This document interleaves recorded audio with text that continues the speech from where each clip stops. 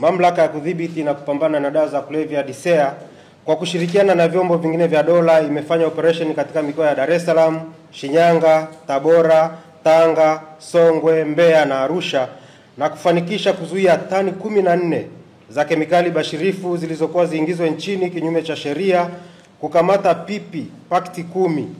za pipi zilizotengenezwa kwa kutumia bangi zenye uzito wa gramu 174.77, kukamata kilogramu 4568 za dawa mbalimbali za kulevya, kuteketeza ekari 178 za mashamba ya bangi na kushikilia magari 7, pikipiki 5 na bajaji 1 vilivyokuwa kwenye uhalifu huo. Jumla ya watuhumiwa 35 wanashikiliwa kuhusiana na matukio hayo. Mamlaka kwa kushirikiana na Bodi ya Kimataifa ya Kudhibiti Dawa za Kulevya Duniani INCB,